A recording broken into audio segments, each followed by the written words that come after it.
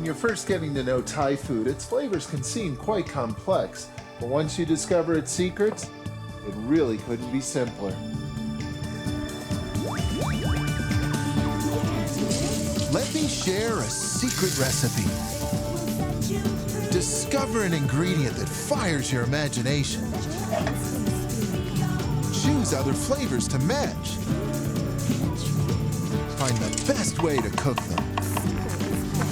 My secret recipe? Cooking without a recipe.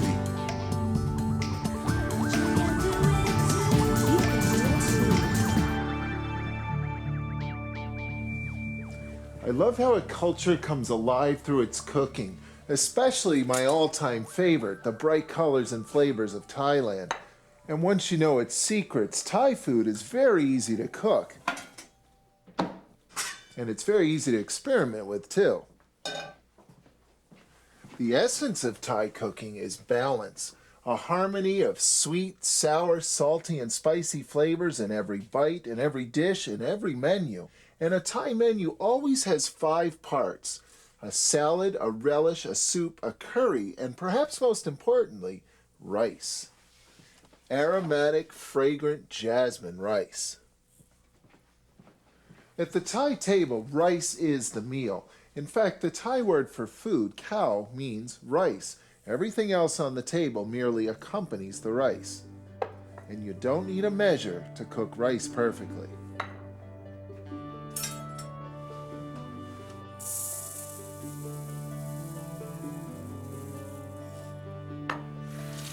Start by rinsing it well.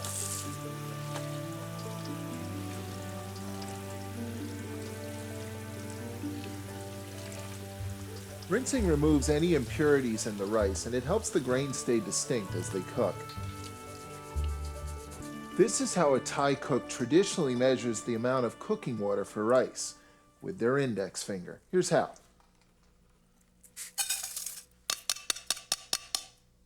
Level it off, then touch it with the tip of your finger and add enough water to come up to the first joint of your index finger, and this works for any amount of rice.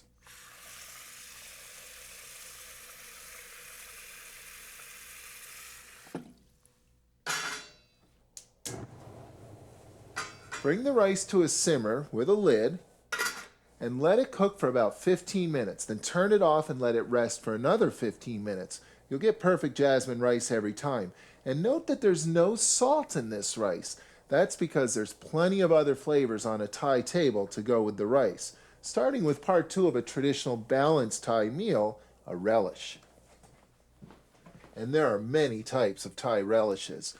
And they all use familiar ingredients like chilies or garlic. But just as in Western cooking, where we rely on familiar things like ketchup or mustard that may seem unfamiliar to a Thai cook, they too have indispensable ingredients, like shrimp paste, for instance. This is loaded with concentrated shrimp flavor. It's very strong, but remember, you're making a condiment. A little bit goes a long way.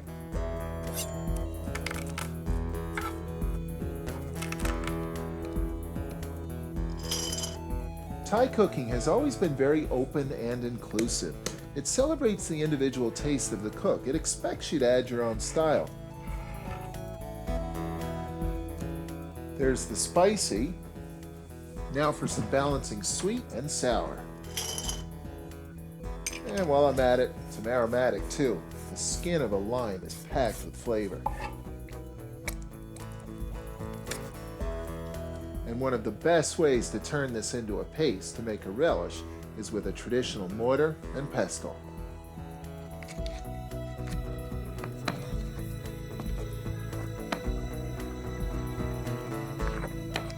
A tool like this is a great way to truly experience a Thai kitchen. In the West we use food processors, but traditional cooking methods connect you with the cooks of another culture. In any cuisine though, here's your most important tool: your sense of taste. There's something magical about the bright balance of these flavors. The pungency of the garlic, the flavor of the shrimp, there's a touch of salt in the shrimp, the sourness of the lime, the heat of the chilies, that little bit of sugar.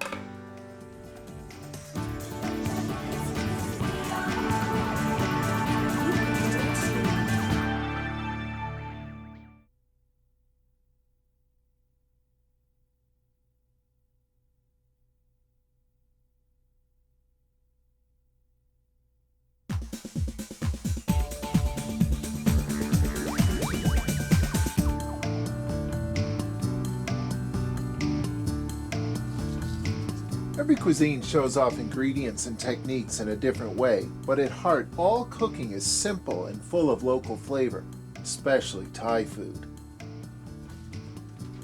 which always features simple, fragrant jasmine rice, the bedrock from which all other flavors on the Thai table radiate. Like a simple, pungent relish, a base of authentic shrimp paste, garlic, chilies, balanced with sugar and lime juice. Western salads are usually a mixture of crisp cold greens and a bright vinaigrette, but the Thai word for salad translates best as tossed or simply mixed together.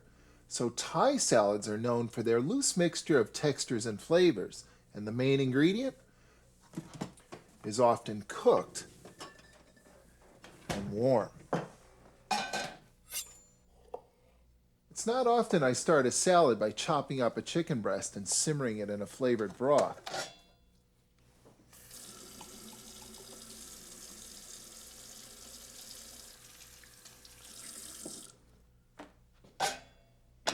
Something else that defines a Thai salad is speed. They're fast and fresh. For this one, all you have to do is chop up a chicken breast, add a splash of chicken broth,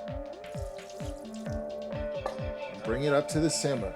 As soon as this cooks through, and it only takes a few minutes, you're ready to move on.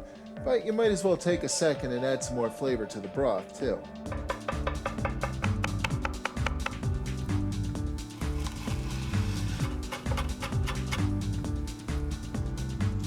Here's something I hardly ever add to a chicken, some sugar. But all these flavors balance each other perfectly, and that's the essence of Thai cooking. Chopping up the chicken really speeds up the cooking time, and heating the pepper and garlic really brightens up their flavors.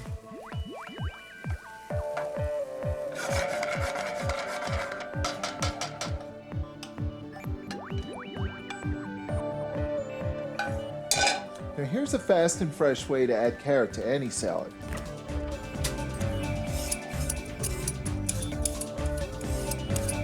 The pungency of a red onion is a nice balance for the heat of the pepper. So far, the flavor of this salad is spicy, salty, and sweet, but it still needs something sour. That's where lime juice comes in.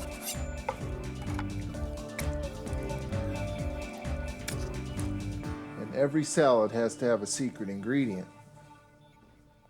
One of the best things about getting to know Thai food is discovering new ingredients. I have to admit though, the first time I used fish sauce, it threw me off base because, well, this stuff stinks. It's made out of rotten fish. It kind of makes you wonder if you've strayed just a little too far off the beaten path until you add it and it magically disappears.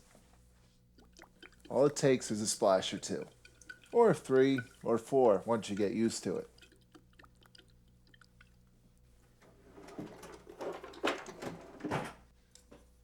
What a beautiful way to fill a bowl with flavors.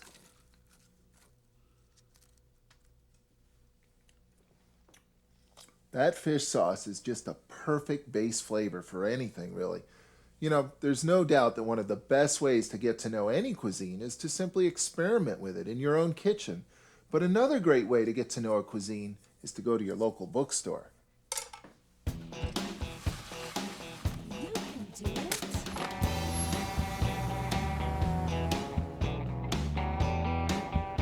Whether you're looking for fiction, nonfiction, travel, geography, current events, history, or any other fascinating topic at your local bookstore, you can find everything in just one place, the Cookbooks.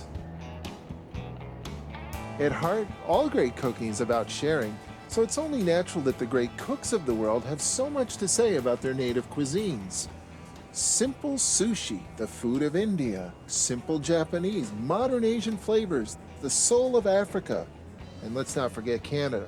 You really can go anywhere in the world without leaving your kitchen.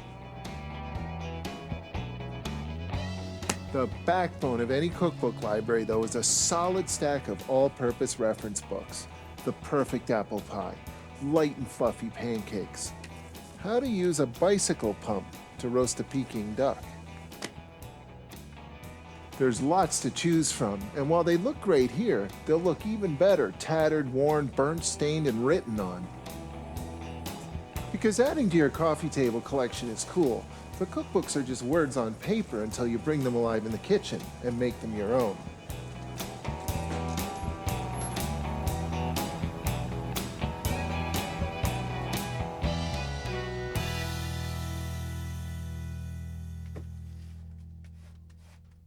One of the most common recipes in any Thai cookbook is for hot and sour soup, but to make it, you actually don't need a cookbook. You just need a pound of mussels for each person at the table. To make a tasty, flavorful broth, all you need to do is add 1 cup of water to each pound of mussels. Most Thai cooks rely on fresh chilies, but Thailand is also famous for my favorite hot sauce, sriracha. It's kind of hard to pronounce, but it's worth asking for because it's a perfectly balanced blend of chilies, vinegar, sugar, and salt, and a great way to add some quick zip to any style of cooking. There's the hot, some more balancing sugar, and some salt. It won't take long for that broth to come to the simmer and cook the mussels through, and once they're cooked, they release their own flavorful broth. In just a few minutes, you'll have a bowl full of soup ready to be finished with lime and cilantro.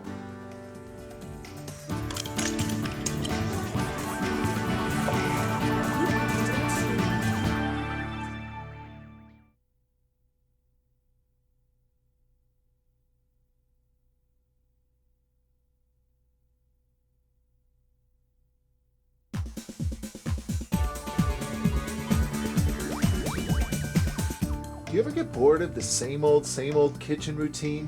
Do you get tired of cooking the same thing over and over again? Well, maybe it's time to rekindle that spark and take a bit of a culinary expedition. To the land of balanced bright flavors, Thailand, home of jasmine rice and intensely flavored relishes like the one I made today. With authentic shrimp paste, chilies, and garlic, exquisitely balanced with sugar and lime juice. A Thai menu is as balanced as its flavors. It's always centered around the rice, and it often includes a soup, a relish, a salad, and the first Thai dish I ever tried, a curry. Curries can be made with just plain vegetables, with pork, with chicken, with duck, with fish, or with beef. All curries, though, are simply savory stews thickened and flavored with an intensely tasty paste. Now, most supermarkets sell curry paste. Green is the spiciest, yellow is the mildest, and red is somewhere in the middle.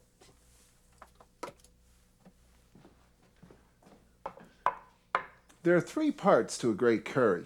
First, the curry paste itself. Secondly, everything else that goes into the pot, the beef, the coconut milk that's always part of my favorite curries, and anything else you care to stir in. And third, the cooking, the combination of flavors, the actual method that you use. For instance, in this can of coconut milk is the oil that you'll use to get your curry started. How do you milk a coconut anyway?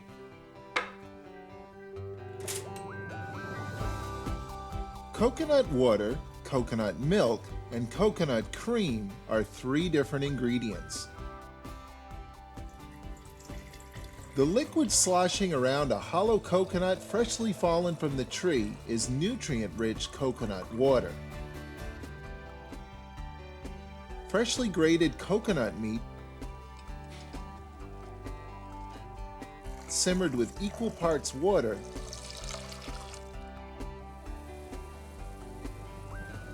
then pureed and drained becomes coconut milk.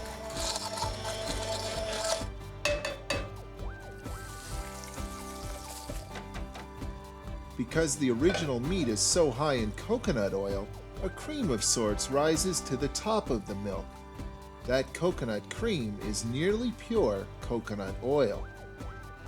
Because coconut milk and cream are highly perishable, they're usually only available canned, which prolongs their shelf life indefinitely. Of course, as the can sits on the shelf, the cream separates and rises to the top, which gives you the option of using it separately or just shaking the can to recombine. Either way, it's a lot easier to open a can than a coconut.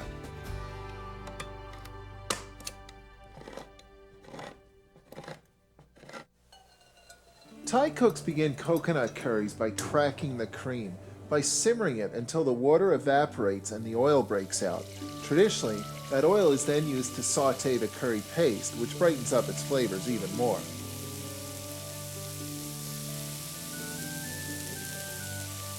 Coconut milk naturally includes three basic parts: lots of fat, lots of water, and coconut solids, the sugars.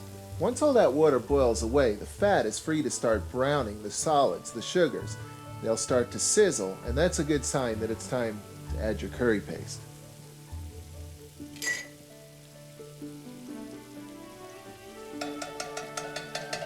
Curry pastes are always a blend of chili peppers and other ingredients like citrusy lemongrass, garlic, onions, or even the aromatic leaves from a lime tree. This step will take a few minutes, and it's best done at a low heat so you don't scorch the paste. And as the paste heats, you'll smell all of the different fragrances within it. Thai cooks put it this way: cook it until it's fragrant. In Thai, hai horm, and be prepared to take the heat out of the pan as soon as it's done so it doesn't burn. Use a few splashes of fish sauce.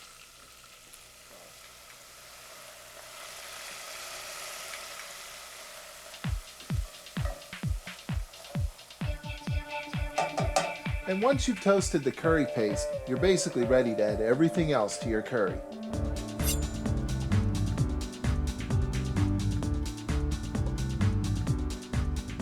Normally in a Western stew, this meat would be browned, but here you don't really need to do that, mainly because here the meat is a secondary ingredient. The flavor of a curry is in the paste. The rest of the coconut milk, some bean sprouts, and there's a few different ways to put the flavor of lime into a curry. You can use the zest of the lime and the juice, of course, but if you can find them, lime leaves work really well too. Simply crumble them in. More balance. Sour lime. And even though the coconut milk is nice and sweet, a Thai cook always adds a little bit of balancing sugar.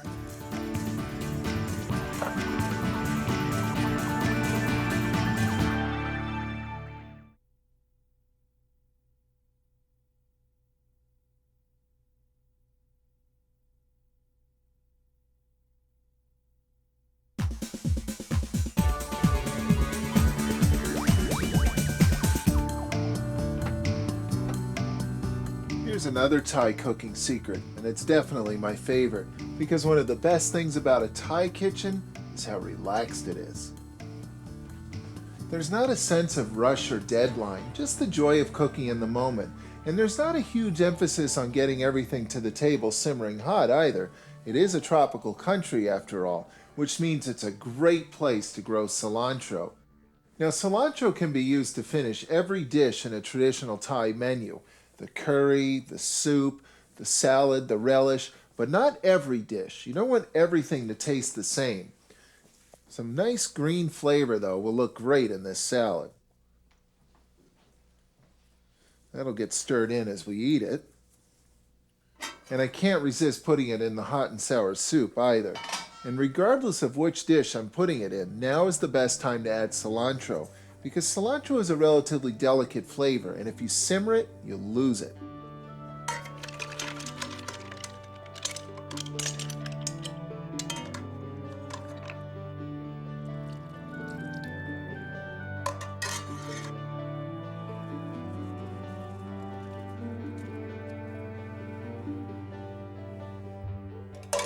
Now is the best time to add lime too, because if you simmer it too long, you'll lose its bright freshness.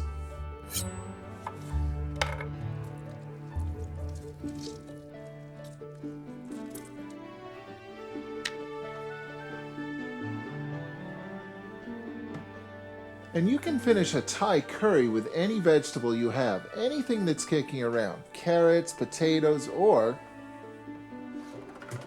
frozen peas. Talk about fast, fresh flavor.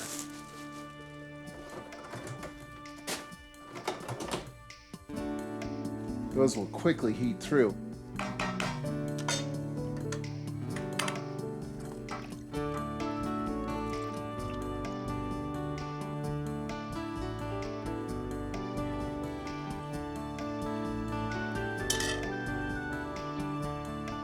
That's a table full of balance. A balanced menu of dishes full of balanced colors, textures, and flavors. You know, you can explore a culture through its cooking too. And when you do, you'll be amazed at the discoveries you make along the way.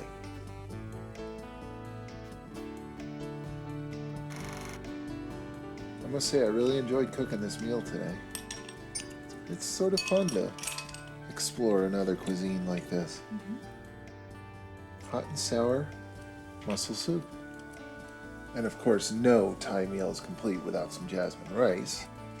Nice, huh? I'm done in like 15 minutes flat. That's a keeper, eh? That's really nice. Chopstick cheers. Here's to balance in life and the kitchen.